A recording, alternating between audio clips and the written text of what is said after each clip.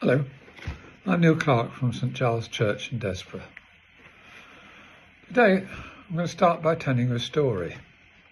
It's a story that happened to me when I was 10 years old. I lived in Lincoln then, and we lived very near a country park. And often my friends and I would go over there to see what was happening.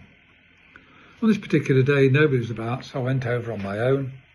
And I was walking along and suddenly a squirrel ran across my path. Nothing spectacular in that, you say, but I was convinced it was a red squirrel, and they were rare, and I wanted to see it again to make sure. And so I became obsessed and ran after it. And as I was running after it, I saw it scamper up an oak tree.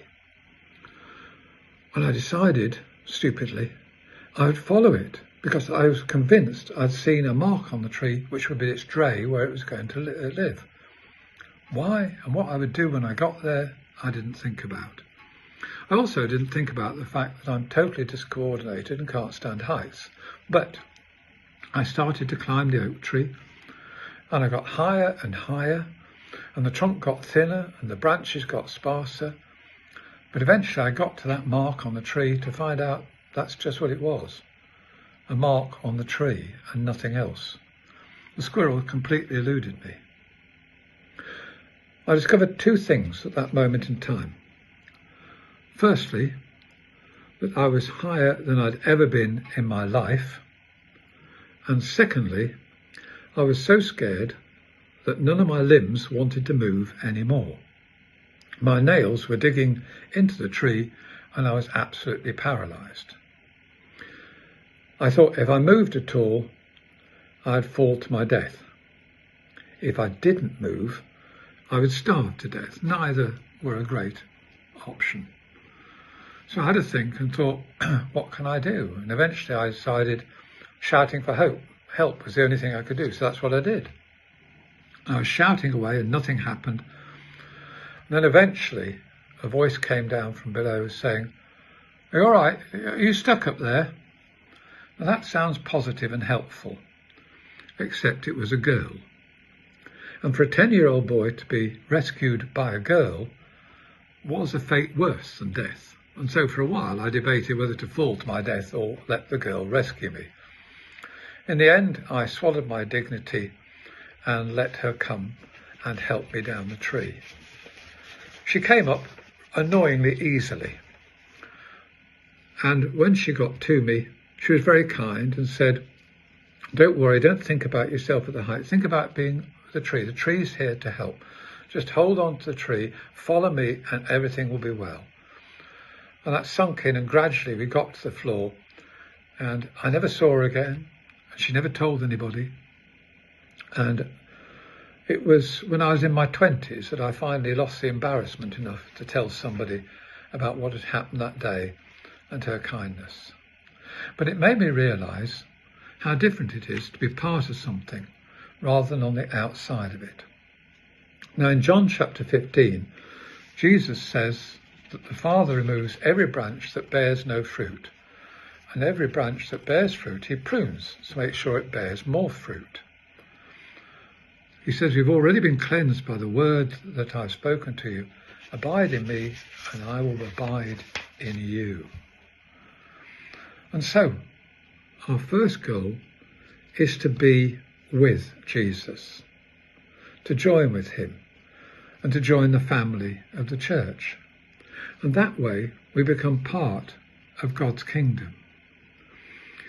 And it helps us because the first and most basic thing we need to do is to keep God before our mind. We get so distracted by everything else that's going on in the world that we forget about him. But he can lead us, he can help us, and he can make us bear fruit. Now, one of the things that I used to do was to go to football matches when I lived in Nottingham. And I was a supporter of Nottingham Forest. Anybody who's seen the result against Bournemouth on Saturday the 25th will know our little bubble has burst a bit. But I now regard myself as someone who follows rather than a supporter, because a supporter goes to the matches, I can't anymore go.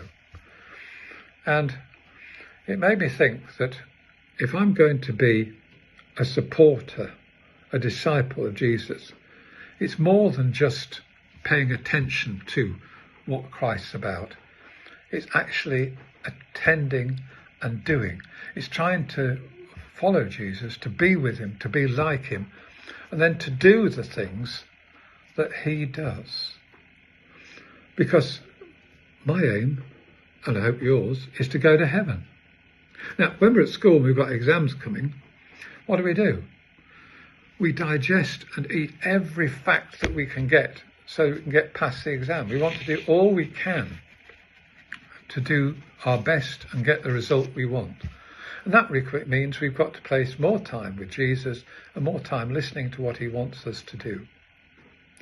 You see, I realised when I was stuck on that tree eventually that the tree wasn't trying to shake me off and kill me. It was actually solid and giving me support. And with guidance, because I couldn't do it on my own, I found my way safely to the haven of below. And the same is with Jesus. I can't get to heaven on my own, but I know now, if I follow him, love him, do what he wants me to do, and do as he did to others, the kindness, the generosity, the self-control, all those things that we're all working towards but we haven't quite mastered yet, means that we are apprentices rather than the finished article. So I'm willing to make a journey with him, to walk with him and try and find my way to heaven. I hope you want to do that too, because it's a rewarding